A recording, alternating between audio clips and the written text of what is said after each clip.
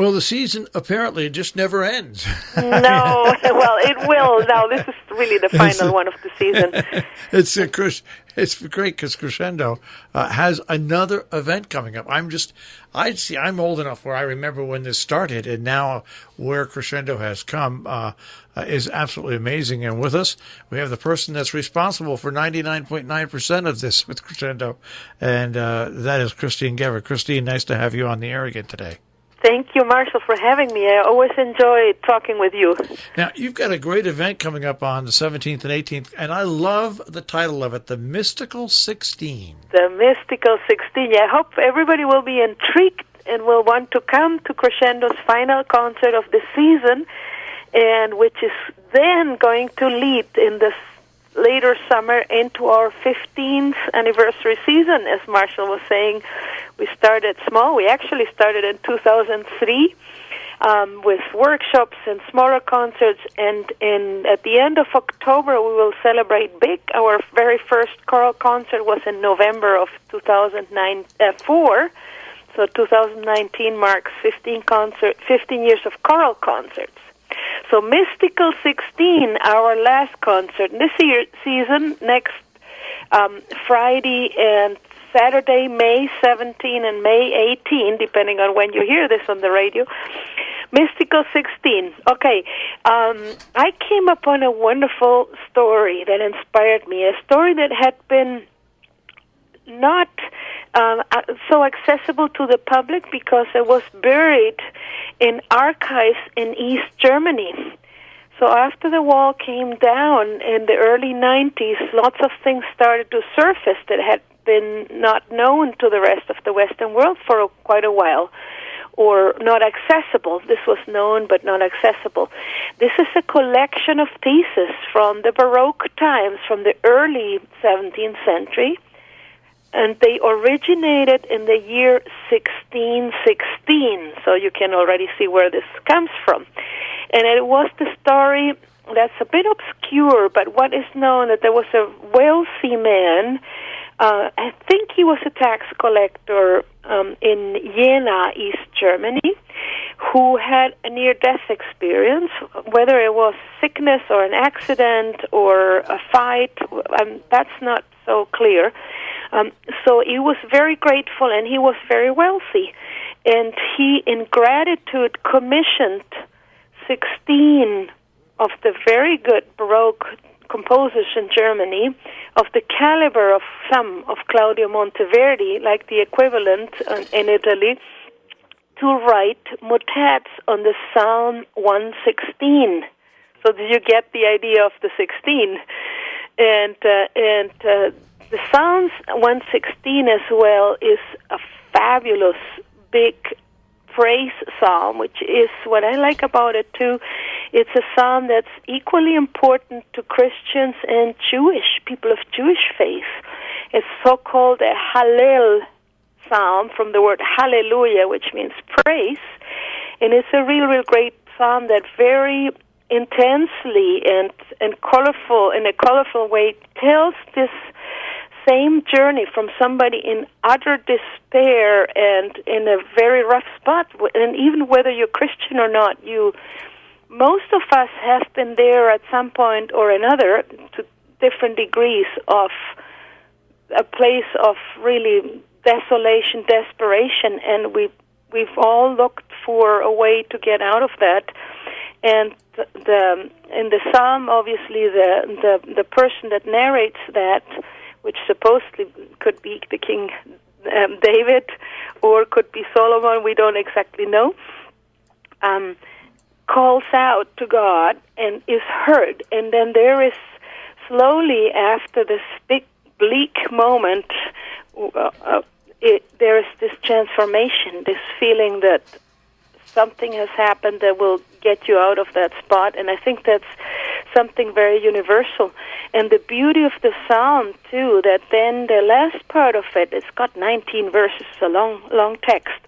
It turns to this quest of how do I now live? How do I, after being through this and after having had this grace of being saved, of having gotten out of that spot, and it talks about gratitude. And this is a fantastic subject for all of us.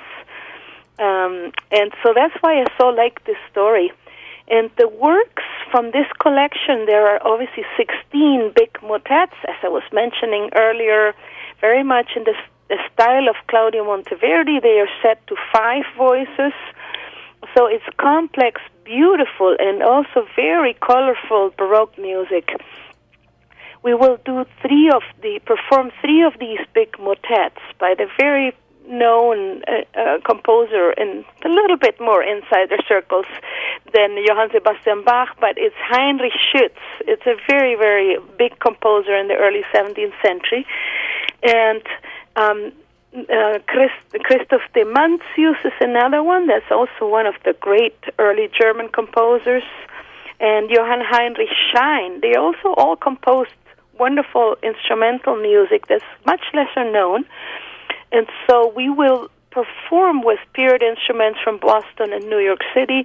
They will not only be our chamber Baroque orchestra accompanying the motets and other pieces that we perform, but they will also do instrumental interludes. So you will hear a trio of sackbuts, the early trombones, and 2 Baroque violins and violoncello and organ and theorbo, which is this wonderful long-necked lute instrument that you've seen at Crescendo's concerts if you've been there.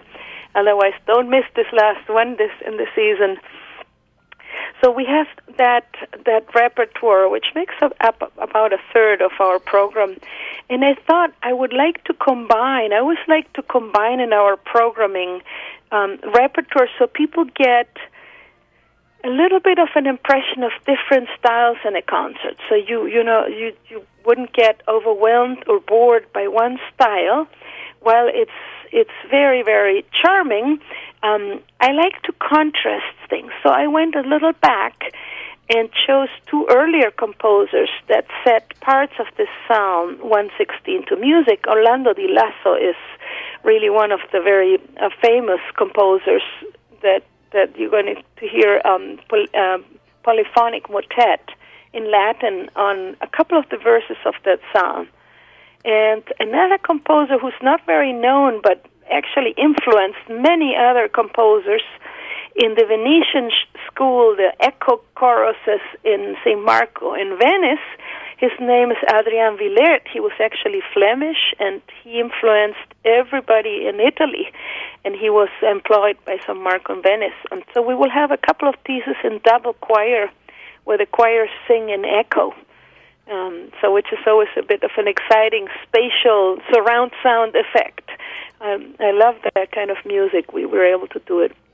And my all-time favorite, Johann Sebastian Bach, obviously about a century, not quite, almost a century later than some of these composers, also wrote a cantata that includes many of these texts, and we're going to do one of the big choruses of that cantata on the same text of Psalm 116. He only chooses one verse there. It's always wonderful to sing Bach, and our audiences will join us in singing a chorale in English. Obviously, we will prepare that for everybody. So there's this moment where our audiences can join us. And so this is our early part of the program. And Marshall, then I thought, look, here there was this man who was so grateful, and he commissioned composers. And we have commissioned a few composers, local composers, and also composers from a bit further away over the years. And so we did this time. But I had another thought. I thought this text, we've heard it so many times, or we will hear it so many times in the program. I thought people in this area, we have so many talents and people interested in theater and writing. So I was able to get 3 writers, poets of our area to rewrite Psalm 116. So Francis Ross from Sheffield Juliet Matela, who used to live in Salisbury, now lives in Santa Fe, who's a writer, published. They're all published writers. And Bruce McGever, who lives in this area in Taconic, who's also a published author. They all wrote their own poems on in a very free way on Psalm 116, and they're called My Heart is Full by Francis Ross, In Wildness by Juliet Matela, and How I Love You, Lord by Bruce McGever. And so we have 3 original poems that were set to music by 3 composers, all of them young composers. One of them lives in Sheffield, has composed quite a bit of chamber music, is very well recognized as a composer, and wrote for Crescendo in 2013 for the program that won a national award with Chinese music. Her name is Chang Cha-U. She also goes by Taja. And interesting, several of our poets and composers are cancer survivors. So all of them resonated very deeply with this idea of being in a very dark and difficult spot and being able to turn around and feel the gratitude of being alive and responding to this. So it's very moving to see how each of them expresses that in words and in music. We're very lucky to have these 3 short contemporary pieces in our program set against the big majority of Baroque works. And the other composers are the other 2 composers are Juan Mesa, a Chilean colleague of mine and also organist for our concerts. And Juan has written for us in the past as well, wonderful pieces on Shakespeare sonnets. So Juan, we're very delighted, wrote a piece for violins, solo, soprano, and chorus. So that will be in our program. And a young, very exciting composer, Johnny Priano, who's written for national occasions. He is in Wilmington, and he's composer of choice, and specially distinguished for Alfred publications. He's been published and really chosen as editor's choice. So fantastic young composer. We have two a cappella pieces and Juan Mesa's piece with a few instruments and solo and choir. So as you can see, it's a very varied program and lots of Baroque and early Baroque music that is really easy to listen to. And I would say the contemporary pieces are also really lovely, very melodic, very harmonic, nothing that you go out and scratch your head and say, what was this all about? It's all really very beautiful. It's exciting to have contemporary pieces. They're definitely in a different style. There is a little flair of pop music in one of the pieces, which is exciting. It's so different. And yeah, the violins and the cello and the solo soprano expressing the wildness of nature is just also very exciting. A different harmonic language and phrasing and so forth. And that's in English as well, so I think you're in for a treat. Don't miss this last concert. And Marshall, if I may mention, so Crescendo is holding a benefit event associated or after these concerts this weekend. It's our annual benefit dinner weekend. A few friends of Crescendo opened their houses to our friends and audience members, and it's a wonderful way to support our music programs. As everybody perhaps is aware, arts and performing arts and music. And by the way, also the radio, we always need your support and your donations, and we are very grateful for everybody's support. And so these benefit dinners are a way to help us finance the next season. And they are $100, and after the concerts, you can go to somebody's house, and as well on the Sunday after the concert, because the concerts are Friday and Saturday. So Sunday, May the 19th, there are 2 more dinners. The dinners are in Great Barrington and in Lakeville, and including my mother-in-law, my husband, and I, we're offering a dinner to our audiences as well on Sunday. So we're one of the hosts. So please sign up for these dinners. All of our information you find on worldclassmusic.org. You can send an email to crescendo@worldclassmusic.org. Crescendo spelled Crescendo, like the musical word crescendo. And you can, as I was saying, call 860-435-4866 and leave us a message. And you can also send in a check to P.O. Box 245 in Lakeville, Connecticut 06039. So that's all of our information for these concerts. Please come to the dinners and join us for this celebration. All right, and once again, a reminder, the Mystical 16, May 17th and 18th, Friday, May 17th at 6 at St. James Place, a beautiful place in Great Barrington, and Saturday, May 18th, 6 p.m. at the home base, Trinity Church in Lakeville, Connecticut, worldclassmusic.org.